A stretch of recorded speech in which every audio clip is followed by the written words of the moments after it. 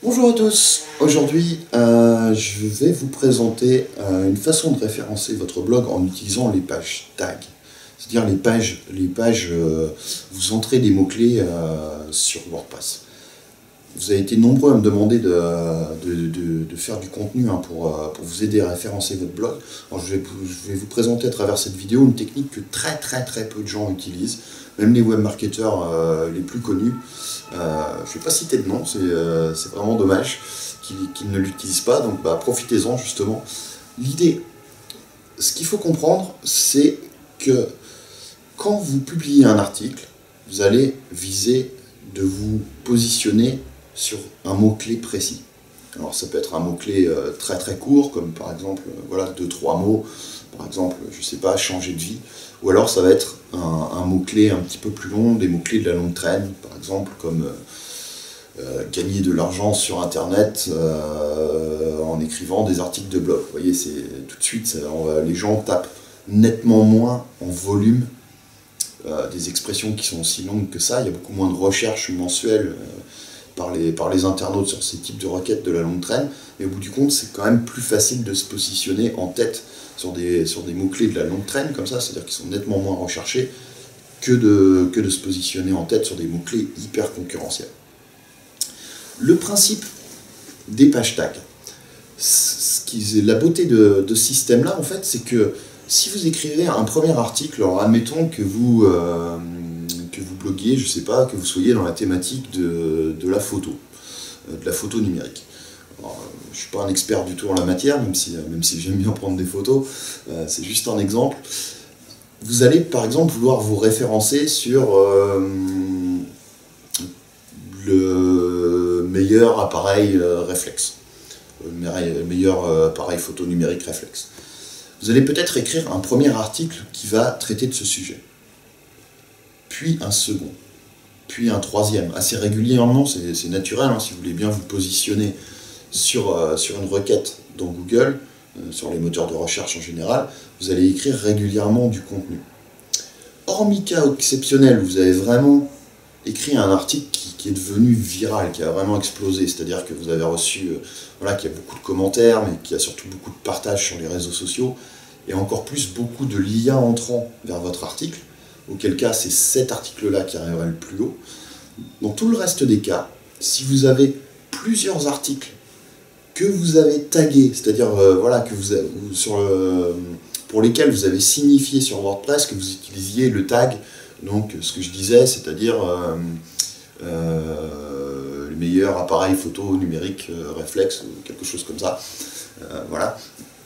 Si vous avez ce tag pour chacun des articles que vous publiez sur votre blog sur ce sujet-là, ce qui va se passer relativement rapidement, c'est qu'au lieu que ce soit l'un des articles qui soit le mieux positionné sur Google, ça va être votre page tag qui va monter. Si vous voulez, tous les articles, imaginez ça un petit peu comme une source, tous les articles, premier article, le deuxième article, le troisième article, le quatrième article qui va avoir ce tag que vous avez choisi, donc dans notre exemple, les appareils photo numériques réflexes, tous ces articles vont servir un petit peu vont injecter, vont faire monter dans les moteurs de recherche votre page tag. Ce qu'il faut comprendre, c'est que votre page tag va devenir comme une sorte de sous-catégorie sur votre blog. Vous voyez, vous avez les menus, vous avez le menu sur votre site WordPress, vous avez aussi les catégories de votre site que vous avez définies. Alors, c'est pas forcément uniquement des mots-clés, ça peut être aussi la page contact, une page ressources, une page bien commencée ou à propos, vous voyez. Mais vous avez probablement aussi des catégories qui sont des mots-clés vraiment importants pour vous dans votre menu. Après, vous avez vraiment les catégories de votre site que vous avez définies. Mais les pages tags, ça va devenir des sous-catégories de votre site. Donc il faut le voir comme ça. C'est comme une catégorie, ça fonctionne pareil. C'est-à-dire plus vous allez avoir d'articles dans votre sous-catégorie qui est donc articulé autour d'un tag, donc d'un mot-clé, enfin, d'un groupe de mots-clés, une expression large, on va dire, qui est la même, plus cette page va être pertinente aux yeux des moteurs de recherche de Google. Donc en gros, c'est comme ça que vous allez pouvoir obtenir énormément de trafic et faire monter votre blog dans les toutes premières pages, hein, dans les tout premiers résultats de moteurs de recherche. Alors c'est particulièrement efficace, notamment si vous cherchez à éviter, vous pouvez obtenir beaucoup de trafic comme ça, si vous cherchez pas forcément à vous positionner sur les mots-clés qui ont le plus de trafic, enfin le plus de concurrence, pardon, possible, mais plutôt sur des mots-clés de la longue traîne, mais de faire 2 ou 3 articles qui incluent ces mots-clés-là, peut-être 2, 3, puis ou 5, 6 pour des requêtes un petit peu plus difficiles à arriver en première page. Et très vite, vous allez voir que grâce, si vous configurez bien votre page tag, donc en rentrant au niveau de la description du mot-clé, vous avez un onglet sur WordPress sur la droite, avec les mots-clés, vous pouvez inclure une description. Vous rajoutez une petite description de 2-3 lignes, hein, vous voyez, c'est ce qui s'affiche dans Google, comme vous le faites probablement à la fin de vos articles, hein, une description d'une ligne, 2 lignes, 3 lignes, c'est ce qui s'affiche dans Google sous le titre de la page, en fait, quand vous faites une recherche.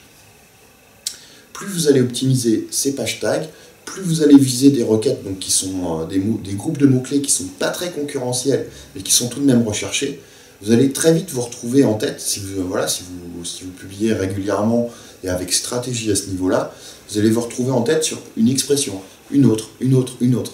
Alors effectivement, ça ne va pas être des mots-clés qui sont recherchés 10 000 ou 20 000 fois dans le mois, voire même plus. Mais si vous êtes en tête à terme d'une cinquantaine, centaine de mots-clés qui sont cherchés ne serait-ce que 50, 100 fois dans le mois, vous imaginez le trafic que ça peut vous donner au bout du compte. Évidemment, même si vous êtes en tête, ça ne veut pas dire que vous allez capter l'intégralité du trafic sur ces recherches par les internautes là. Mais vous allez quand même en récupérer la première place, c'est quasiment la moitié du trafic. Donc je vous laisse faire un petit peu les maths, mais vous voyez l'idée, en prenant comme ça, en se retrouvant en tête sur une requête qui vous amène chaque mois 20, 30, 40 visiteurs, et puis une autre, et puis une autre, et puis une autre, et puis une autre. Très rapidement, avec le temps, vous allez développer une stratégie qui va vous permettre d'arriver à monter à 500, 1000 visiteurs quotidiens sur votre blog. Rien qu'en utilisant les pages tags. Sachant que pour un article, et moi c'est ce que je vous conseille pas d'en mettre énormément, mais vous pouvez optimiser un article sur plusieurs tags, c'est ce que je fais, hein. Je vous invite à regarder un petit peu comment je présente tout ça, ça vous permettra d'aller encore un petit peu plus loin que cette vidéo. Regardez comment je fais sur lifestylers.fr, moi, pour comment je tag tous mes articles, et comment j'effectue parfois des liens en fait, vers ces pages tags à l'intérieur de mes articles pour leur donner encore plus de poids au niveau de la façon dont les robots, hein, des moteurs de recherche de Google vont interpréter l'importance de ces pages dans mon référencement. Voilà, je vous conseille déjà vivement de mettre en place cette nouvelle stratégie. J'espère que c'est une technique qui va vous être très utile. Et je vous dis très très bientôt sur lifestylers.fr pour de nouveaux conseils et de nouvelles astuces. Si vous avez aimé, n'hésitez pas à cliquer sur j'aime, à retweeter, partager sur vos réseaux sociaux, c'est vraiment sympathique de votre part.